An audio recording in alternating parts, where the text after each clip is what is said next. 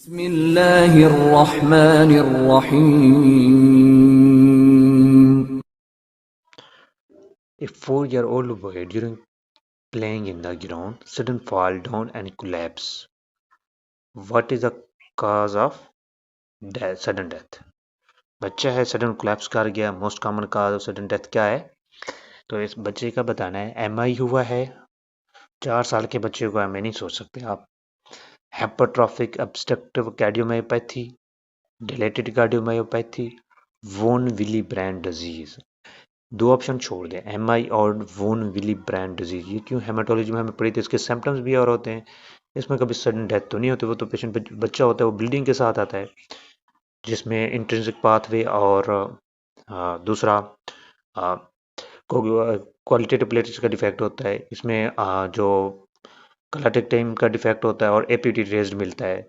इसको छोड़ दें। अब बच गया दो ऑप्शन। डिलेटेड कार्डियोमायोपैथी में सिस्टोलिक डिस्फंक्शन होता है और हाइपरट्रॉफिक ऑब्स्ट्रक्टिव कार्डियोमायोपैथी में डायस्टोलिक डिस्फंक्शन होता है। जिन दोनों में से करेक्ट है वो है hypertrophic obstructive cardiomyopathy. Sudden cardiac death अगर किसी बच्चे की हो रही है ड्यूरिंग प्लेइंग, तो वो क्या होता है? Hypertrophic obstructive cardiomyopathy. इसमें ये होता है डायस्टोलिक डिस्फंक्शन हो जाता है, जिसकी वजह से पूरा फ्लो ही डिस्टरप्ट हो जाता है और ऑब्स्ट्रक्शन आ जाती है, सडन डेथ हो जाती है। जब कोरोनरी फ्लो में सही तरीके से नहीं जाता तो स्कीमिया हो जाता है। नेक्स्ट देखें,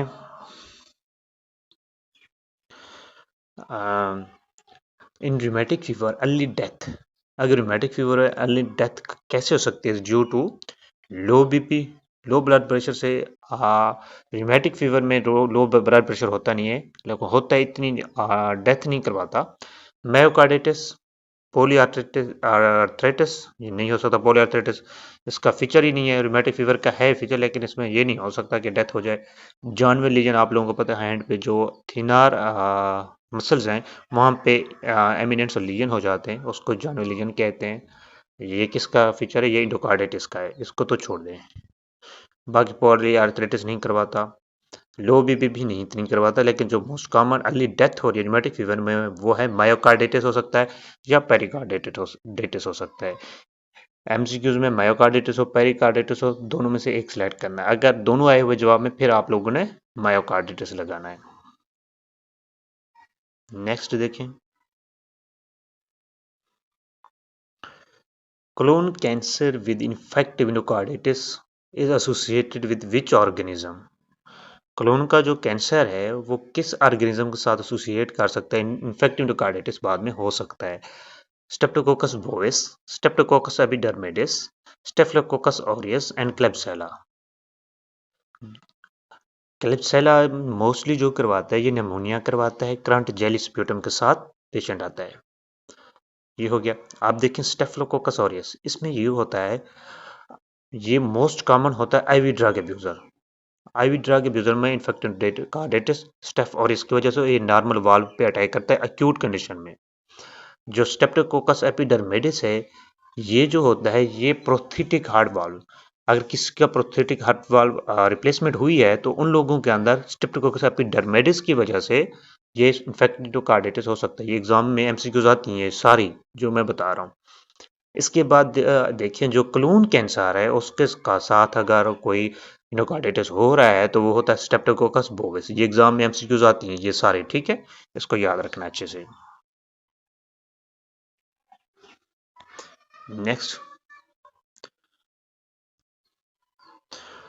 विच pathogen is involve in endocarditis in IV drug abuser? जो आईवी ड्रग एब्यूजर है मैं अभी बताया, उनके अंदर कौन सा ऑर्गेनिज्म हो सकता है? Streptococcus viridans, Staphylococcus aureus, Streptococcus epidermidis and mycoplasma. जो आईवी ड्रग एब्यूजर में होता है वो स्टेफ ऑरियस होता है, इसको याद रखना है। जो स्ट्रेप्टोकोकस वेरिडेंस होता है, जिस सब क्योर इंडोकार्डिटिस करवाता है और ये ऑलरेडी डैमेज वाल्व पे अटैक करता है। अगर नॉर्मल वाल्व आ जाए या आईवी ड्रग एब्यूजर तो स्टेफ ऑरियस लगाना है। अगर ऑलरेडी डैमेज वाल्व आ जाए, सब क्यूट आ जाए इंडोकार्डिटिस, तो आप लोगों ने स्ट्रेप्टोकोकस वेरिडेंस लगाना है। जो स्ट्रेप्टोकोकस एपिडर्मिडिस से अभी पढ़ा है, ये होता है प्रोस्थेटिक हार्ट वाल्व वाले लोगों में। और मैकोप्लाज्मा पे एमसीक्यूज आती है, ये बैक्टीरिया जो होता है वॉल लेस होता है, मैकोप्लाज्मा हो यूरिया प्लाज्मा, इन दोनों में सेल वॉल नहीं होती। ये एग्जाम में एमसीक्यूज आती है। नेक्स्ट देखें, what is the ratio of breathing and compression in CPR. CPR में कितनी ब्रेथिंग और कंप्रेशन देते हैं, ये एग्जाम में एमसीक्यूज आती है। 30:1, 30:2, 20:2 एंड 10:2। जो हम कंप्रेशन देते हैं वो 30 देते हैं और 2 माउथ ब्रीथ देते हैं, तो ऑप्शन इसका बी ठीक है। और इसमें एग्जाम में क्वेश्चन आता है 1 मिनट्स के अंदर हम कितनी कंप्रेशन देते हैं, 100 to 20, ठीक है, 100 से लेकर 120 कंप्रेशन देते हैं 1 मिनट्स के अंदर। ये एग्जाम में एमसीक्यूज आती है। इसके अलावा सम टाइम एमसीक्यूज आती है न्यूनेट के अंदर हम कितनी कंप्रेशन और ब्रीथिंग देते हैं, रेशो देखनी होती है। तो उन लोगों का 3:1, तो कितना होती है 3:1। ये याद रखना 3:1 ये न्यूनेट के अंदर होती है। ये एमसीक्यूज ये भी आती है, रिपीट हो रही है, बार बार एग्जाम में आ रही है। Next, a 60-year-old man presented with severe abdominal pain, nausea, vomiting, and fever. He has past history of myocardial infarction. उसको पास हिस्ट्री मायोकार्ड इन्फेक्शन की। Which of the following is common aetiology cause mesenteric ischaemia. उसको past history myocardial infection और MI भी हुआ है, अभी mesenteric ischemia हुआ है। इन दोनों का पूछ रहे हैं कि बार बार होने की वजह क्या है। सुपरावेंट्रिकुलर टैकीकार्डिया हो सकता है, लॉस ऑफ इनवर्वेशन हो सकता है क्या, स्मॉल बाउल्स ऑब्स्ट्रक्शन हो सकती है क्या, एट्रियल फिब्रिलेशन।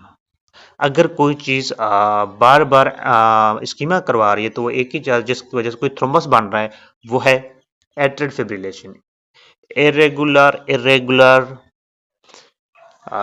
इम्पल्स या रिदम वो होती है एट्रियल फिब्रिलेशन। इसमें पी वेव ईसीजी पे एब्सेंट होती है। तो एट्रियल फिब्रिलेशन से थ्रोम्बस बनता है जिसकी वजह से एमआई हुआ है या स्कीमिया हुआ है मेजेंटेरिक आर्टरी में। सुपरवेंट्रिकुलर टैकीकार्डिया में जो इम्पल्स जनरेट हो रहे होते हैं वो वेंट्रिकल्स के ऊपर से ही जनरेट हो रहे थे। इसमें एक ड्रग्स देते हैं, उसको हम एडिनोसिन कहते हैं, वो ड्रग ऑफ चॉइस के तौर पर देते हैं, ये याद रखना है। अगर स्मॉल बाउल की ऑब्स्ट्रक्शन हो जाए तो उसमें हिस्ट्री नहीं होती स्कीमिया की, उसमें ल्यूमेन के अंदर कोई ऑब्स्ट्रक्शन होता है, या पैरालिटिक इलियस हो सकता है, या इंटरसेप्शन हो सकता है, या वोल्वुलस हो सकता है। वो एब्डोमिनल डिस्टेंशन के साथ पेशेंट आता है, उसको वोमिटिंग होती है, एब्डोमिनल डिस्टेंशन होती है, एब्डोमिनल पेन होता है और कॉन्स्टिपेशन होती है। ये 4 साइन होते हैं इंटेस्टाइनल ऑब्स्ट्रक्शन के, लेकिन यहाँ पे कोई साइन नहीं है। नेक्स्ट देखें,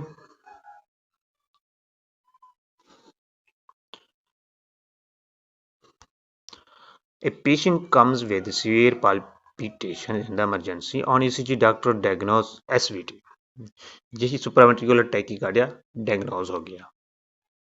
निट्रेट्स, एस्पिरिन, हेपरिन या एडिनोसिन कौन सी ड्रग है जो हम दे सकते हैं। अगर सुपरावेंट्रिकुलर टैकीकार्डिया में अगर कोई ड्रग दे सकते हैं वो ड्रग ऑफ चॉइस में एडिनोसिन है। हेपरिन देते हैं, ये एंटीकोगुलेंट है, ये देते हैं किसी पेशेंट में वो जिनके अंदर थ्रोम्बस बन रहा होता है। ये डीवीटी में हम दे सकते हैं, पल्मोनरी एम्बोलिज्म है उसमें दे सकते हैं।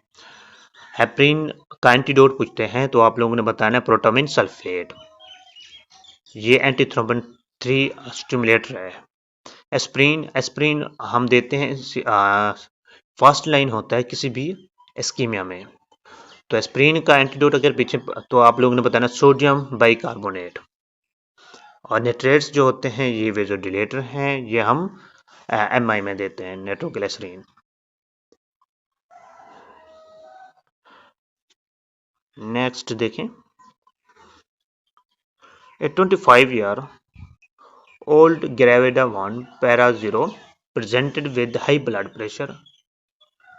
Which of the following antihypertension should be avoided?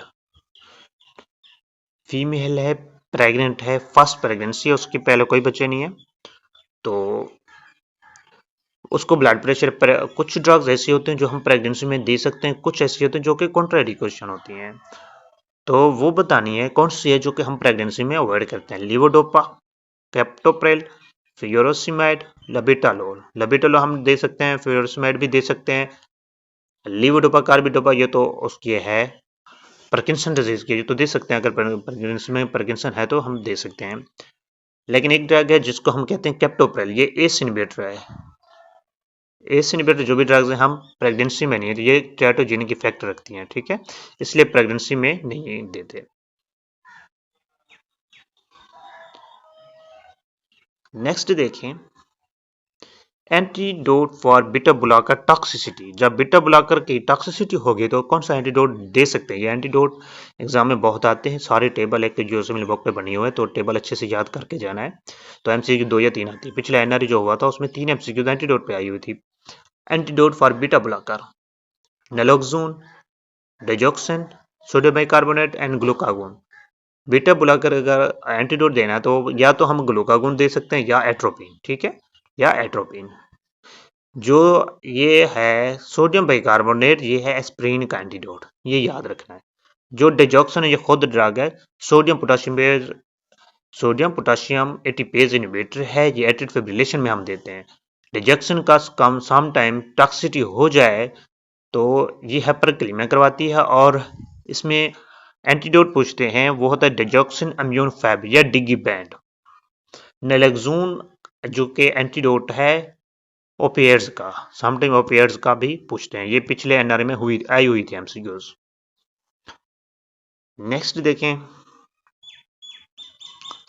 A patient is taking antiarrhythmic drugs after some days develop headache and tinnitus. Which of the following drug develop these symptoms? कौन सी ऐसी drug है जो कि हेडेक भी करवा रही है और टेनिटस होता है ringing sensation in the year. Which of the following drug develop these symptoms? तो देखें, प्रोकेनामाइड ये सोडियम चैनल ब्लॉकर है, क्विनिडाइन, लिडोकेन, एमियोड्रोन। अब हर ड्रग्स के साइड इफेक्ट पड़ते हैं। जो प्रोकेनामाइड है ये टोसा डी पॉइंट अरिथमिया करवाती है, जहाँ तो नहीं बताया गया। क्विनिडाइन, अगर क्विनिडाइन देखें तो वो ये हेडेक करवाते और टेनिटस, यही इसका जवाब है। हेडेक और टेनिटस अगर कोई एंटी हाइपरटेंसिव पेशेंट या अरिथमिक की ड्रग्स ले रहा है तो वो ये क्विनिडाइन करवा रही होती है। लिडोकेन जो होती है ये पोस्ट एमआई में देते हैं, एग्जाम में क्वेश्चन आता है पोस्ट एमआई में कौन सी ड्रग देते हैं? Lidocaine. Amiodarone king of anti arrhythmic drug या वेंट्रिकुलर टैकिकार्डिया में दे रहे होते हैं, और इसको देने से पहले हम एलएफटीज, पीएफटीज, आरएफटीज करते हैं, क्योंकि ये इसके टॉक्सिसिटी जो होती है वो बहुत ज़्यादा होती है, स्किन पे होती है, फोटो सेंसिटिविटी करवा देती है, हाइपोथायरॉयडिज्म या हेपेटोटॉक्सिक होती है, तो इसलिए ये देने से पहले हम टेस्ट ज़रूर करवाते हैं। नेक्स्ट देखें, a patient having history of high blood pressure more than 140/90 on occasion. He is taking antihypertensive drugs for some weeks. He developed edema, flushing and constipation. Edema, flushing and constipation. Which of the following drug is responsible to develop these side effects? अब पूछ रहे हैं ये कौन सी drug है जो कि patient antihypertensive drug ले रहा है, ये सिम्टम्स आ रहे हैं, एट्रोपिन, विरापामिल, अटीनोलोल, निफिडिपिन। जो एट्रोपिन है इसको हम ब्रेडिकार्डिया में यूज़ करवाते हैं, ये टैकिकार्डिया करवा सकती है, लेकिन इसमें एडीमा, फ्लशिंग, कॉन्स्टिपेशन वगैरह नहीं हो सकता इसको, क्योंकि हम एट्रोपिन को प्रोलॉन्ग अरसे तक यूज़ ही नहीं करते। विरापामिल जो कि ये सिम्टम्स करवा रही है, एडीमा, फ्लशिंग, कॉन्स्टिपेशन, ये विरापामिल का साइड इफेक्ट है। विरापामिल ओनली जो इसका इफेक्ट होता है हार्ट पे होता है, इसका ब्लड वेसल्स पे इफेक्ट नहीं होता। अटीनोलोल, अटीनोलोल बीटा ब्लॉकर है, ये इस तरह के सिम्टम्स नहीं करवाती, ये करवाती है तो हाइपोग्लाइसीमिया के जो सही सिम्टम्स आ रहे होते हैं उनको मास्क कर देती है, मतलब छुपा देती है, इसलिए बीटा ब्लॉकर जो ड्रग्स होती है हम उनको डायबिटीज़ में नहीं देते।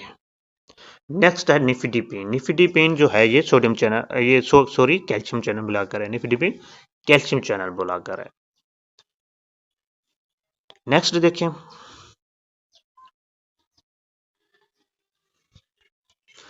Tachycardia is the feature of hypothyroidism, cardiac arrhythmia, coronary syndrome, myocarditis. Tachycardia अगर देखें फीचर किसका है, हाइपोथायरॉयडिज्म है, कार्डियक अरिथमिया है, कोरोनरी सिंड्रोम है। जो टैकीकार्डिया होता है वो कार्डियक अरिथमिया से हो रहा होता है, कार्डियक अरिथमिया है तो उसकी वजह से टैकीकार्डिया। हाइपोथायरॉयडिज्म में ब्रेडिकार्डिया होता है, टैकीकार्डिया नहीं होता, और इसमें वेट गेन होता है, कॉन्स्टिपेशन होती है। Coronary syndrome severe chest pain के साथ पेशेंट आता है, एंजाइना हो सकता है, उसमें एमआई हो सकता है, प्रिंजमेटल एंजाइना हो सकता है। तो मायोकार्डाइटिस में भी टैकीकार्डिया नहीं होता। पेशेंट हमेशा ब्रेडी में जाता है, टैकीकार्डिया में नहीं होता। आगे देखें, नेक्स्ट देखें, 65-year-old male presented to the duty doctor shortness of breath, chest discomfort and syncope. Examination doctor noted weak and delayed distal pulses, crescendo decrescendo murmur. Crescendo decrescendo murmur, अगर आप लोगों ने मरमर अच्छे पढ़े हो तो आप लोगों को पिक हो गया होगा। Murmur at right second intercostal space radiating to the neck. What is the possible diagnosis? Mitral stenosis, aortic regurgitation, pulmonary stenosis. जो क्रेसेंडो डिक्रेसेंडो मरमर आते हैं, अगर आप लोगों को याद हो, ये एओर्टिक स्टेनोसिस में आते हैं, ठीक है। जो एओर्टिक रिगर्जिटेशन होता है, इसमें कोलैप्सिंग पल्स आती है, collapsing pulse, water hammer pulse, ये दोनों नेम है, कोलैप्सिंग पल्स या वाटर हैमर पल्स। जो पल्मोनरी स्टेनोसिस है, इसमें इजेक्शन सिस्टोलिक मरमर आता है, इसमें ejection systolic murmur. Next, which of the following ECG finding depicts myocardial infection? कौन सी ऐसी ईसीजी है जो कि मायोकार्डियल इन्फेक्शन को शो कर रही है? Convex ST segment elevation, concave ST segment elevation, ST depression, tall T wave. जो एमआई में पेशेंट होता है उसमें कन्वेक्स एसटी सिगमेंट एलिवेशन होता है। जो कनकेव जो होती है एसटी एलिवेशन, ये होती है पेरिकार्डिटिस में, ठीक है, पेरिकार्डिटिस में। एसटी जो डिप्रेशन होती है, ये शो कर रही होती है किस चीज को? इस्कीमिया को। टाल टी वेव आती है हाइपरकैलेमिया में। ये याद रखना, सारे पॉइंट एग्जाम के लिए हैं। Next, A 35-year young male presented to the emergency to the complaint of difficulty in breathing, dyspnea, on lying flat, relieved by elevation of the head with pillows, on chest auscultations, S3 heart sound, and basilar respiratory crackles noted with peristaltic murmur. एक तो patient को S3 heart sound मिल रहा है, पेरिस्टोलिक मरमर है, और उसको dyspnoea हो रहा है सोने से, और जब उठ रहा है तो वो रिलीव्ड हो जाता है। मतलब कि केस इस तरह बना कि ऑर्थोपनिया है, पेशेंट को जब सोता है तो उसको सांस में तकलीफ हो जाए, जब उठ के बैठता है तो थोड़ा सा रिलीफ मिलता है। क्योंकि इसका मतलब ये है जो जब सोता है तो बैक फ्लो लंग्स की तरफ वापस जा रहा है, तो वेनस टर्न इंक्रीज हो रहा है, तो इसका मतलब है पेशेंट का लेफ्ट हार्ट फेलियर है। एमआई नहीं हो सकता, कोई फीचर नहीं है, केस को पूरा सब पढ़ेंगे तो समझ आएगा। हर ऑप्शन को रोल आउट किया करें। राइट साइड हार्ट फेलियर नहीं हो सकता, उसमें जीवीडी होती है, हेपेटोमेगैली होती है, पेरिफेरल एडेमा होगा। अनस्टेबल भी अनजाना नहीं होता, उसमें कोई फीचर ही नहीं है ऊपर। नेक्स्ट देखें, अब बात करते हैं अगले एमसीक्यूज पर। देखें, a 45-year-old man complains of retrosternal chest pain of 1 day duration. एक दिन से उसको चेस्ट पेन है, and pain is intermittent and sharp. He also cough and low grade fever. Fever with chest pain, एक ही चीज आप लोग सोच सकते हैं, वो है acute pericarditis. Fever with new murmur, एक ही चीज सोच सकते हैं, endocarditis. यहाँ पे मायोकार्डियल एम्बोलिज्म का कोई जिक्र ही नहीं है, लेकिन मायोकार्डियल एम्बोलिज्म जब भी होगा तो लेकिन उसमें चेस्ट पेन सीवियर होता है, लेकिन उसमें फीवर नहीं आता। मायोकार्डियल इन्फेक्शन में भी एमए चेस्ट पेन के साथ आएगा पेशेंट, एंजाइना में भी चेस्ट पेन के साथ पेशेंट आएगा। तो आप लोगों ने हर ऑप्शन को रोल आउट करना है, ठीक है। नेक्स्ट देखें, पेशेंट है no case of infective endocarditis का, नॉन केस है इन्फेक्टिव एंडोकार्डाइटिस का। Presented to hospital with severe dyspnoea, palpitation, pulmonary oedema, orthopnoea, easy fatigability. On examination there is a collapsing pulse. Collapsing pulse आप लोगों ने सोच लेना क्या है। On auscultation there is harsh early diastolic murmur. आप लोगों ने जो मरमर है इनको रटा लगाना है, ये वैसे याद नहीं होते, ये स्पेशलिस्ट बनेंगे तब भी आप लोगों को याद होंगे, वैसे समझ नहीं आती है। Aortic stenosis, aortic regurgitation, metal stenosis, metal regurgitation. Aortic stenosis हम अभी पढ़ के क्रेसेंडो डी क्रेसेंडो मरमर होते हैं, और इसके अलावा ओपनिंग स्नैप मरमर भी एओर्टिक स्टेनोसिस में आता है। एओर्टिक रिगर्जिटेशन के अंदर कोलैप्सिंग पल्स होती है, इसको याद रखना है। या इसके अंदर क्या होता है? Water hammer pulse. Metal stenosis, उसके बाद क्या? Metal regurgitation. मेटल रिगर्जिटेशन में पेन सिस्टोलिक मरमर मेट्रल रिगर्जिटेशन हो, ट्राइकस्पिड रिगर्जिटेशन हो या वीएसडी हो, तीनों के अंदर पेन सिस्टोलिक मरमर आता है। ये एग्जाम में एमसीक्यूज आती है। नेक्स्ट देखें, mean arterial pressure increase. Mean arterial pressure, जो आर्टरी के अंदर प्रेशर होता है, कैसे इंक्रीज हो सकता है? जब प्रेशर को इंक्रीज करना तो उसका हम जो ल्यूमन होता है उसको हम नैरो कर देते हैं। जितनी नैरो तंग चीज होगी वहां से प्रेशर उसका इतनी ही ज्यादा होगा। तो इसलिए देखें, increase in peripheral resistance, decrease in peripheral resistance, decrease in cardiac output, decrease heart rate. Heart decrease करेंगे प्रेशर बढ़ेगा नहीं, डिक्रीज कार्डियक आउटपुट होगा तभी भी प्रेशर नहीं होगा। पेरिफेरल रेजिस्टेंस डिक्रीज होगी तब भी रेजिस्टेंस है नहीं, आराम से जा रहा है फ्लो, तो क्या होगा? Increase in peripheral resistance. जितनी रेजिस्टेंस ज्यादा होगी उतनी प्रेशर ज्यादा होगा। नेक्स्ट देखें, 65-year-old man had sudden onset of severe chest pain for 6 hours.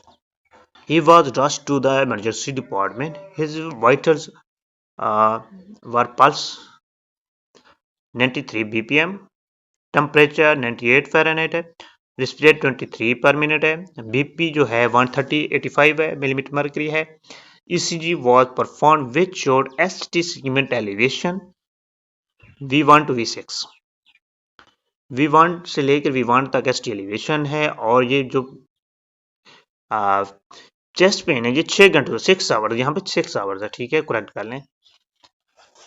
Which of the following markers would be raised in this patient? Troponin, CKMB, LDH, myoglobin. 6 घंटे गुजर गए पेशेंट को, कौन सी चीज जो कार्डिक एंजाइम रेज हो सकता है? मायोग्लोबिन 2 घंटों में रेज होता है, LDH 48 घंटों में रेज होती है, CKMB 24 घंटों में, जो ट्रोप आई है ये 6 घंटों में रेज होती है। ट्रोप आई होता है, ट्रोप टी होता है। ट्रोप आई जो होता है वो स्पेसिफिक है, ट्रोप टी सेंसिटिव है। ये भी एग्जाम में एमसीक्यूज आती है।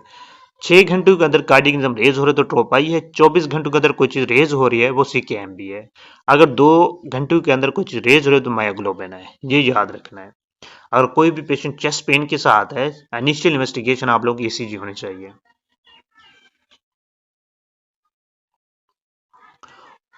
Old age woman with history of ischemic heart disease presented with irregular heartbeat, abnormal chorus complex. What is the drug of choice in post-MI? Patient है, इस्केमिक हार्ट डिजीज की history है, उसमें अगर हमने prevent करना है अरिथमिया से तो उसमें हम पोस्ट टाइम में क्या दे सकते हैं? एम्योड्रोन, लिडोकेन, डिजोक्सन या एडिनोसिन। अगर पोस्ट MI में अगर कोई चीज देते हैं तो वो होती है लिडोकेन। ये एग्जाम में MCQs आती है, अच्छे से याद रखना है। नेक्स्ट देखिए, murmur heard in patient of mitral regurgitation. Mitral regurgitation के अंदर कौन सा मरमर होता है? अभी बता के आया हूँ, पेन सिस्टोलिक मरमर। कंटिन्यूअस मशीनी मरमर जो होता है पेटेंट डक्टस एक्चुअस में होता है। PDS जो बच्चों में होता है, जो बर्थ के बाद होता है। बर्थ के बाद नॉर्मल बर्थ से पहले जो है वो नॉर्मल होता है। नेक्स्ट देखें, third heart sound due to. Third heart sound कब सुनाई देता है? Rushing of blood rapidly ventricle, construction of atrial stenotic valve, opening of semilunar valve, closure of mitral valve. जो थर्ड हार्ट साउंड होता है rushing of blood in rapid ventricle. जो relaxing phase होता है उसमें जब मेट्रल वाल्व जो open होता है तो उसके रशिंग से वेंट्रिकल में जब ब्लड की एंट्री होती है तो उसमें थर्ड हार्ट साउंड प्रोड्यूस होता है, रशिंग का blood rapidly in the ventricle. First heart sound tricuspid और मेट्रल वाल्व के क्लोजिंग से पैदा होता है। जो सेकेंड हार्ट साउंड वो एओर्टा और पल्मोनी वाल्व की क्लोजिंग से पैदा होता है। और इसके अलावा जो फोर्थ हार्ट साउंड है वो एसिस्टोल, जब एट्रिया की कंट्रक्शन खत्म होती है तो उसके बाद फोर्थ हार्ट साउंड पैदा होता है।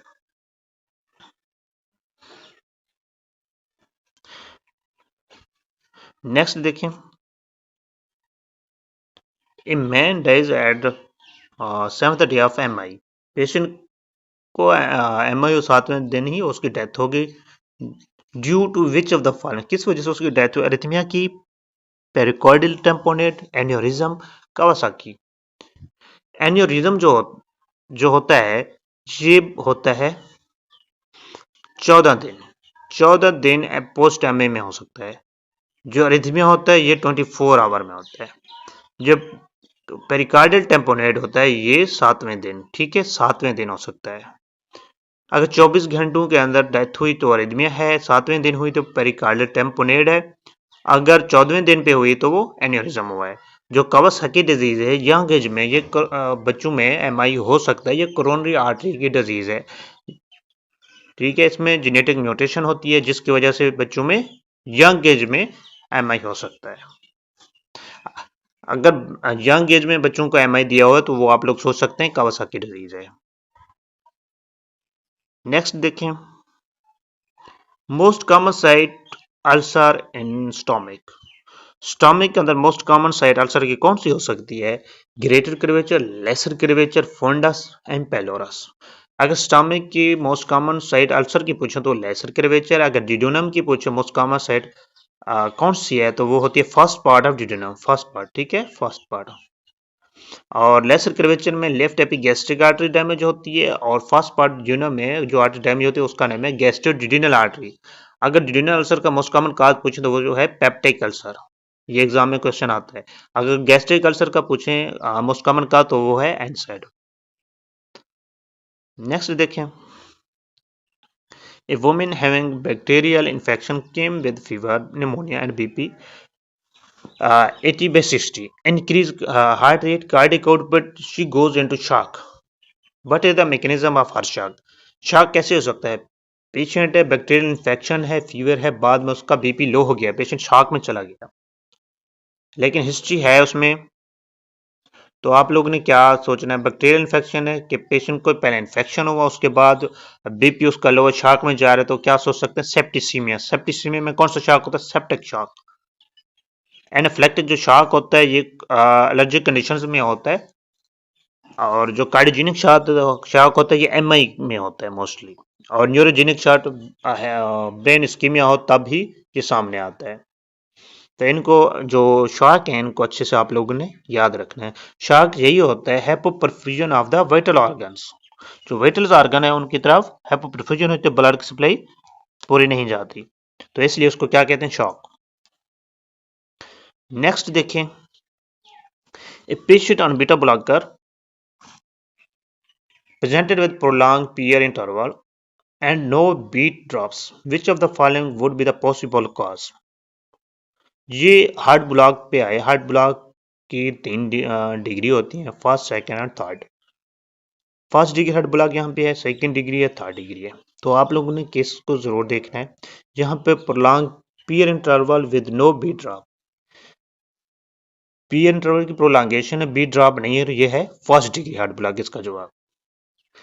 जो सेकंड डिग्री हार्ट ब्लॉक है उसकी 2 टाइप होते हैं, मोबिट्स टाइप 1, मोबिट्स टाइप 2। जो मोबिट्स टाइप 1 है उसमें पीयर इंटरवल प्रोलॉन्गेशन होती है और बीट ड्रॉप हो रही होती है। मोबिट्स टाइप जो 2 होता है उसमें जो पीयर इंटरवल वो कांस्टेंट होता है और बीट ड्रॉप हो रही होती है। जो थर्ड डिग्री हार्ट ब्लॉक है उसमें ये होता है एट्रियो वेंट्रिकुलर जो होते हैं आपस में एक दूसरे के साथ इनका कनेक्शन होता है, ये इंडिपेंडेंटली कॉन्टैक्ट कर रहे होते हैं, और फोर्थ डिग्री होता ही नहीं है। इन में क्या करते हैं तो हार्ट ब्लॉक के ट्रीटमेंट एट्रोपिन दे सकते हैं और इसमें परमानेंट पेसमेकर डालते हैं। नेक्स्ट देखें, a patient after RTA with multiple ribs fracture, multiple rib fracture हुई पेशेंट की, which of the following must be first treatment? पहले ट्रीटमेंट क्या करेंगे? फ्रैक्चर के बाद पेशेंट आया है, fluid replacement, blood replacement, platelets, whole blood. Patient emergency में फ्रैक्चर के साथ है, जब भी कोई फ्रैक्चर हो उसमें क्या होता है? फ्लूइड की लॉस होता है, पेशेंट हाइपोवोल्यूमिया में होता है, तो उसको प्रिवेंट करने के लिए रेपिडली हम फर्स्ट लाइन में क्या देते हैं? Fluid replacement.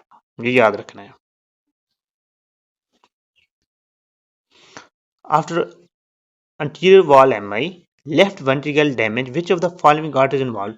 Left ventricle artery में कौन सी डैमेज हो सकती है जो कि एंटीरियर वॉल एमआई में इन्वॉल्व होती है? तो आप लोगों को बताना आरसीए, एलएडी, पीडीए या राइट मार्जिनल आर्टरी। जो राइट कोरोनरी आर्टरी है ये सप्लाई कर रही है एसए नोड को। ये एग्जाम में क्वेश्चन आता है एसए नोड की सप्लाई आरसीए के पास है। Right coronary artery right atrium right ventricle को आरसीए सप्लाई कर रही है। लेफ्ट एंटीरियर डिसेंडिंग आर्टरी जो है ये anterior wall of left ventricle को सप्लाई करे। इसका जवाब है वैसे बी है। ये ये है पोस्टीरियर डिसेंडिंग आर्टरी पीडीए जो होती है पोस्टीरियर डिसेंडिंग आर्टरी होती है। ये सप्लाई करती है आप लोगों के पोस्टीरियर इंटरवेंट्रिकुलर सेप्टम को पोस्टीरियर वेंट्रिकल्स वॉल को सप्लाई करती है। जो राइट मार्जिनल आर्टरी है ये राइट वेंट्रिकल को सप्लाई कर रही है, राइट वेंट्रिकल को। इन cardiac patient which of the following is the cause of oedema. Oedema का दो ये काज हो सकते हैं, या तो हाइड्रोस्टेटिक प्रेशर इंक्रीज हो या अनकोटिक प्रेशर डिक्रीज हो। ये तब होता है जब आप के पास एल्ब्यूमिन है। एल्ब्यूमिन नहीं है तो आप लोगों के पास अनकोटिक प्रेशर डिक्रीज हो जाएगा और अनकोटिक प्रेशर ज़्यादा हो जाएगा। तो आप जब आप देखिए इंक्रीज प्लाज्मा कोटिक pressure, decrease hydrostatic pressure, increase hydrostatic pressure, decrease vascular permeability. दो ही मैंने चीज़ें बताई, डिक्रीज अनकोटिक प्रेशर या इंक्रीज हाइड्रोस्टेटिक प्रेशर। अब यहाँ पे ढूंढे जवाब कौन सा है, इंक्रीज हाइड्रोस्टेटिक प्रेशर। अगर अनकोटिक प्रेशर आता तो हम वो लगाते, नहीं तो हम इंक्रीज हाइड्रोस्टेटिक प्रेशर, एक ही बात है।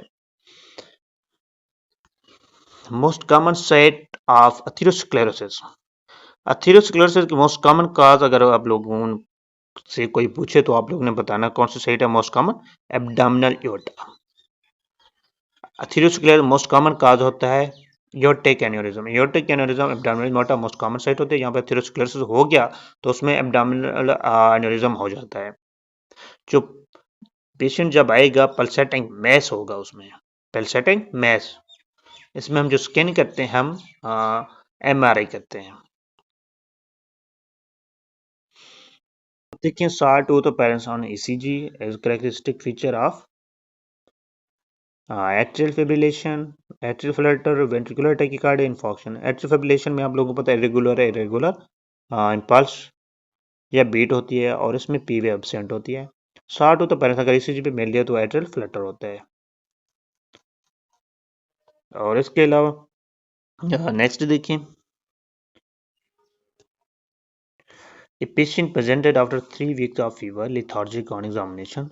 There is hepatosplenomegaly, hemorrhage, murmur, investigation क्या करनी है। पेशेंट को फीवर है, मरमर आना है। फीवर प्लस मरमर अगर आ जाए तो वो क्या है, इंडोकार्डाइटिस। इंडोकार्डाइटिस का अगर इन्वेस्टिगेशन ऑफ चॉइस पूछे तो वो है ब्लड कल्चर। सीरोलॉजी हम नहीं करते, इसमें करते हैं लेकिन वो हम रिमेटिक फीवर में एएसओ टेटर से करते हैं। स्टूल कल्चर नहीं करते, बाद की बात है। पहले हमने इन्वेस्टिगेशन में ब्लड कल्चर करना है। ईसीजी पे हमें कुछ नहीं मिलेगा। Physiological splitting of second heart sound enhanced. Physiological second heart sound किस में हो सकता है, ये होता है एएसडी में। Splitting of second heart sound ASD में होता है और कब प्रोड्यूस होता है, delayed closure of pulmonary valve. ये एग्जाम में क्वेश्चन आता है, ठीक है।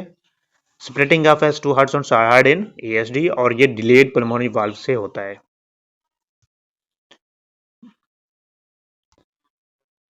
A patient has irregular pulse examination. ECG shows many blood P waves and curious compress occur irregularly.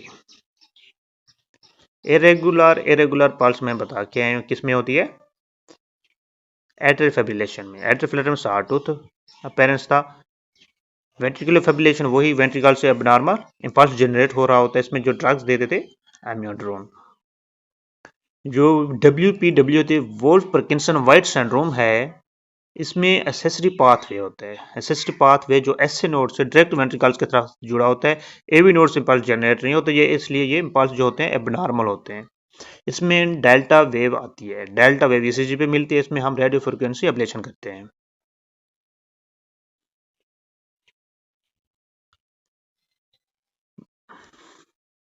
Next देखिए, patient having ST elevation MI and there is elevation in lead 2 3 and aVF. AVF से याद रखना, aVF मतलब F जो कि किस में होता है, एफ इंफीरियर वाल एमआई में। लीड 2 3 और एवीएफ आ जाए तो इंफीरियर वाला एमआई सोचना। एफ आ गया तो इंफीरियर, एफ से inferior.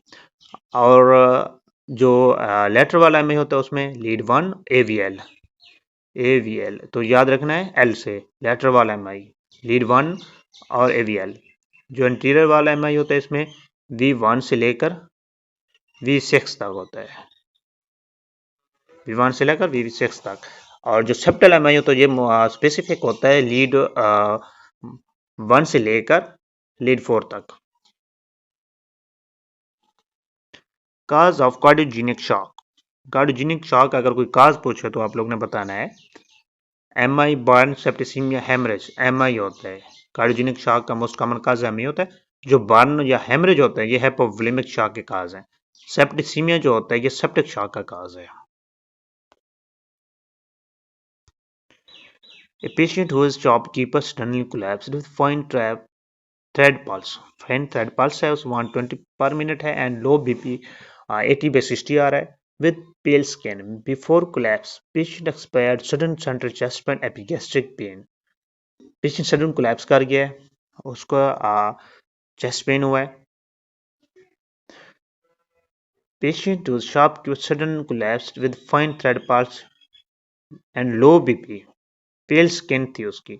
Before collapse patient experience sudden chest pain. ये पेशेंट में डेथ की वजह क्या हो सकती है? जो डेथ हुई है cardiogenic shock, pulmonary embolism, dissecting aneurysm, hypertension. Most common काज अगर पूछें जो शॉपकीपर लोगों के अंदर होता है मोस्ट कॉमन वो होता है पल्मोनी एम्बोलिज्म। शॉपकीपर लोगों के अंदर डीवीटी होता है, DVT.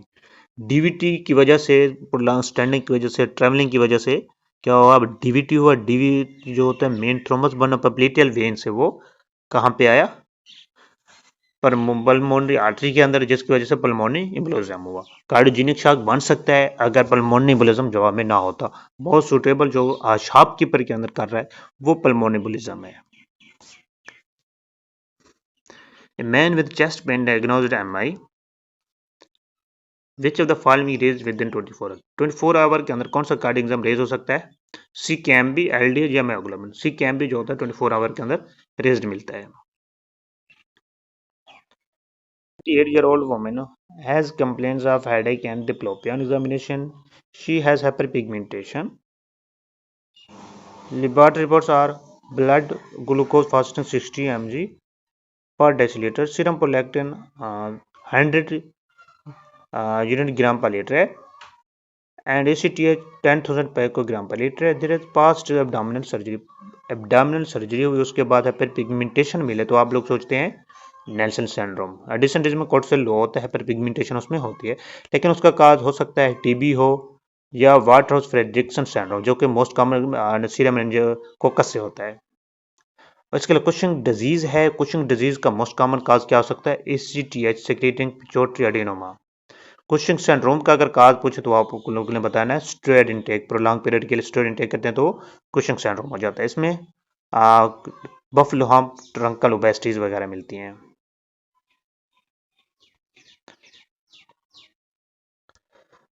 A 40-year-old woman has dysphagia for solid foods for last few weeks. His appetite is preserved. The most likely cause, अगर कोई 40 ईयर ओल्ड एज में आ रहा है, सॉलिड फूड इंटेक करने में प्रॉब्लम हो रही है, तो क्या हो सकता है? या तो एक्लेजा हो सकता है या एसोफेजियल कैंसर हो सकता है। तो यहाँ पे कैंसर का कोई खास जिक्र नहीं है, ना ही लिम्फोडेनोपैथी, ना ही वेट लॉस या ना ही कोई प्रोग्रेसिव डिस्फेजिया हो रहा है। तो आप लोगों ने क्या लगाना है? Achalasia. Most suitable option achalasia. Peptic ulcer की कोई है नहीं कि मेल इंटेक के बाद पेशेंट में गैस्ट्रिक या डिडिनल पेन होता है। अगर गैस्ट्रिक अल्सर होगा तो खाना खाने के बाद सीवियर पेन हो जाता है। अगर डिडिनल अल्सर होगा खाना खाने के बाद जो पेन होता है वो रिलीव हो जाता है। नेक्स्ट देखें, which valves are most common involve in rheumatic heart disease. Rheumatic heart disease में कौन सा वाल्व इन्वॉल्व हो सकता है? वो होता है मेट्रल। मोस्ट कॉमन मेट्रल होता है, उसके बाद योटिक वाल्व होता है। ट्राइकस्पिड बाइकस्पिड नहीं होते, पल्मोनरी बाइकस्पिड नहीं होते। नेक्स्ट देखें, इस 3 month old boy presented with vomiting, the most appropriate investigation would be। 3 months का बच्चा है और वॉमिटिंग के साथ है तो आप लोगों ने क्या सोचना है?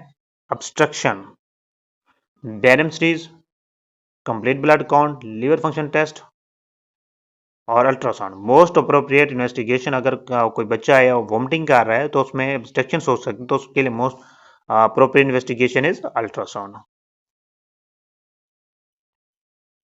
नेक्स्ट देखें, a 12-year-old boy with snake bite 12 hours ago presented with drooping eyelids, froth at mouth.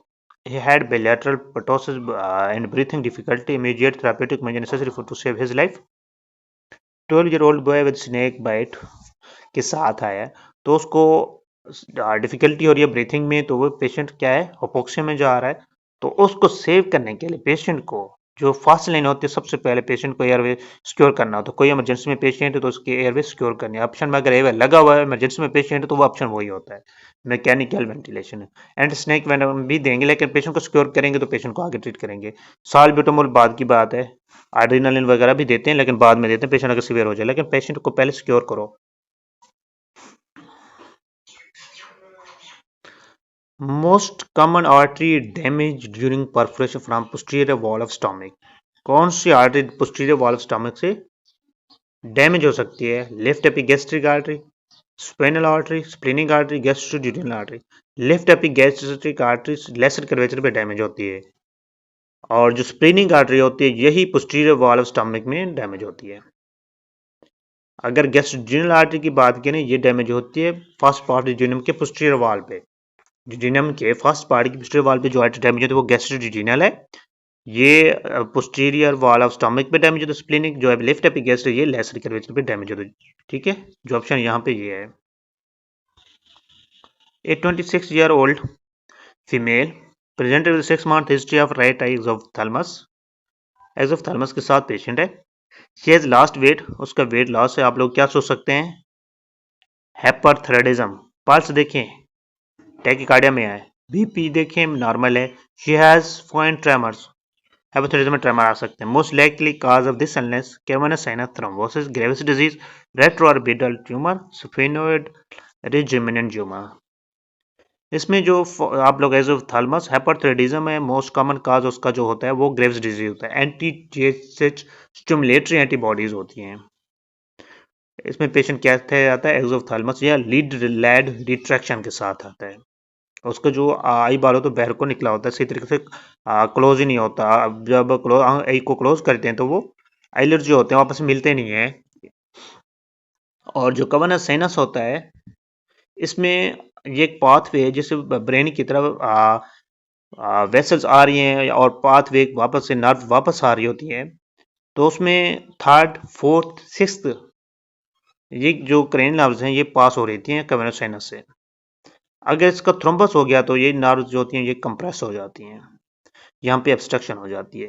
ये जो नर्व हैं ये सारी इन्वॉल्व होती हैं और इसमें से कैरोटिड आर्टरी भी पास हो रही होती है। इसके बाद retro orbital tumour. Retro orbital tumour orbit का अगर ट्यूमर हो तो उसमें भी हो सकता है, लेकिन उसमें एक्सोफ्थाल्मस हो सकता है, लेकिन उसमें पहले आप लोगों ने फीचर भी देखना है। तो पेशेंट को वेट लॉस हो रहा है, पेशेंट किसमें? हाइपरथायराइडिज्म में है, तो आप लोगों ने मोस्ट कॉमन काज ग्रेव्स डिजीज लगाना है। सफिनोइडल रिज मेनिंजियोमा होता है, मेनिंजीज का अगर ट्यूमर हो वो बिनाइन ट्यूमर होता है मेनिंजियोमा, अगर उसका भी हो तो सफिनोइडल साइड पे सफिनोइडल बोन के साथ उसको क्या बोलते हैं? सफिनोइडल रिज मेनिंजियोमा। नेक्स्ट देखें,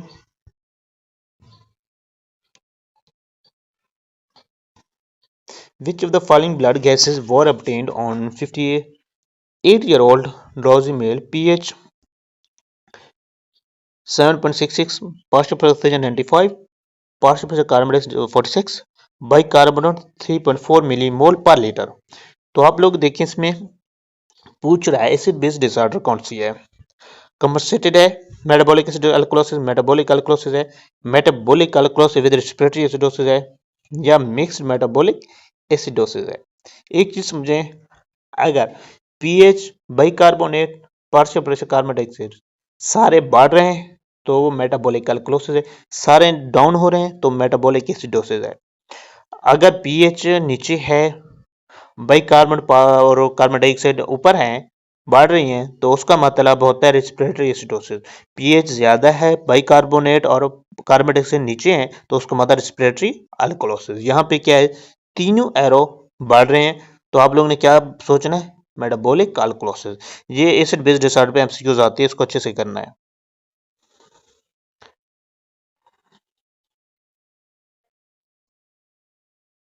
8-year-old woman has complaints of headache and diplopia. On examination, she has hyperpigmentation. Laboratory reports are blood glucose fasting 60 mg per deciliter, serum prolactin 100 unit gram per liter, and ACTH 10,000 picogram per liter. There is past abdominal surgery हुई, उसके बाद hyper pigmentation मिले तो आप लोग सोचते हैं Nelson syndrome. Addition जिसमें कोर्टिसोल लो होता है, हाइपर पिगमेंटेशन उसमें होती है, लेकिन उसका काज हो सकता है टीबी हो या वाटर हाउस फ्रेडरिक्सन सिंड्रोम, जो कि मोस्ट कॉमन सीरम मेनिंजाइकोकस से होता है। और इसके लिए कुशिंग डिजीज है। कुशिंग डिजीज का मोस्ट कॉमन काज क्या हो सकता है? ACTH secreting pituitary adenoma. Cushing syndrome का अगर काज पूछे तो आप लोगों ने बताना है स्टेरॉयड इंटेक, प्रोलॉन्ग पीरियड के लिए स्टेरॉयड इंटेक करते हैं तो कुशिंग सिंड्रोम हो जाता है। इसमें बफलो हम्प, ट्रंकल ओबेसिटीज वगैरह मिलती हैं।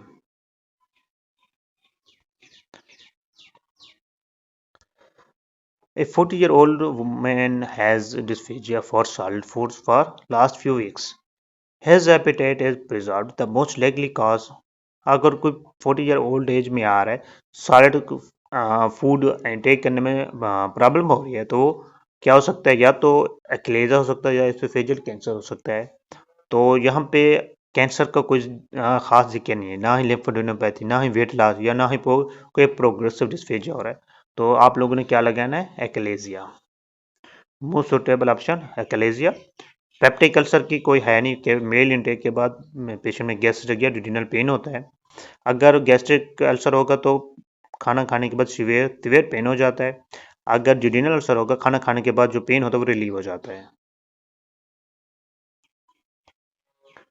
नेक्स्ट देखें, which valves are most common involve in rheumatic heart disease. Rheumatic heart disease में कौन सा वाल्व इन्वॉल्व हो सकता है? वो होता है मेट्रल। मोस्ट कॉमन मेट्रल होता है, उसके बाद योटिक वाल्व होता है। ट्राइकस्पिड बाइकस्पिड नहीं होते, पल्मोनरी बाइकस्पिड नहीं होते। नेक्स्ट देखें, इस 3 month old boy presented with vomiting, the most appropriate investigation would be। 3 months का बच्चा है और वॉमिटिंग के साथ है, तो आप लोगों ने क्या सोचना है?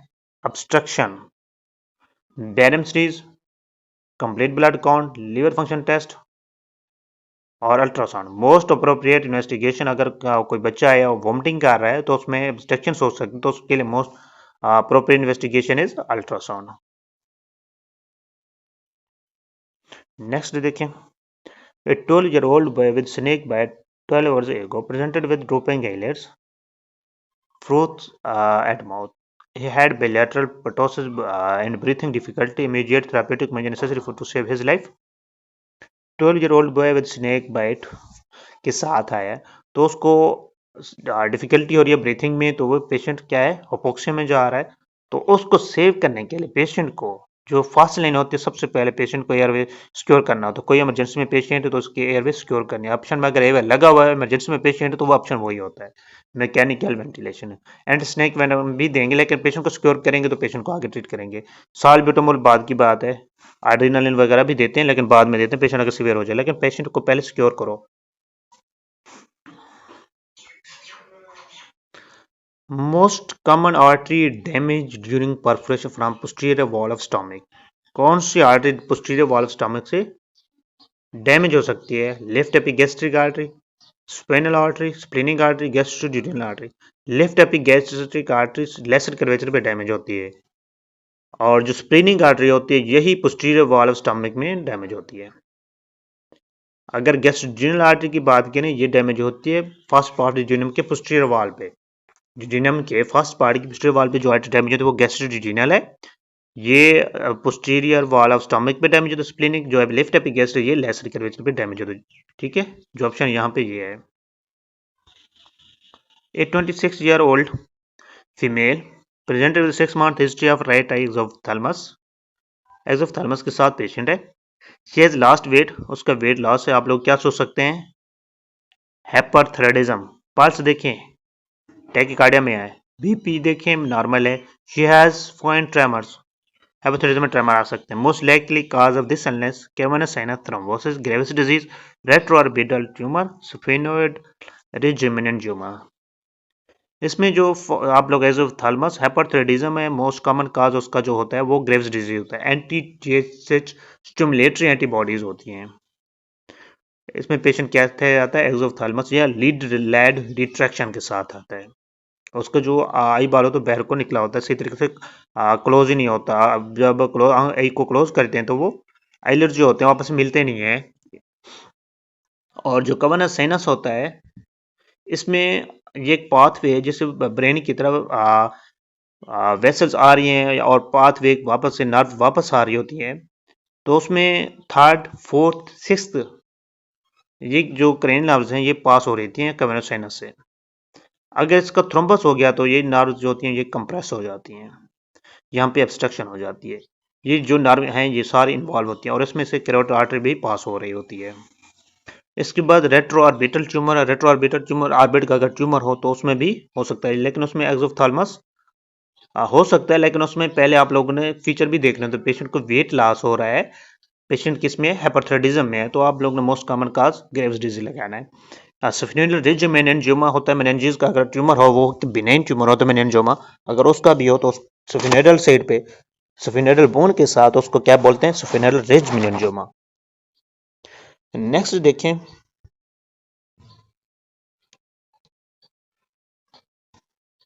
which of the following blood gases were obtained on 58-year-old drowsy male, pH 7.66, partial precipitation 95, partial pressure carbon dioxide 46, bicarbonate 3.4 millimole पर लीटर।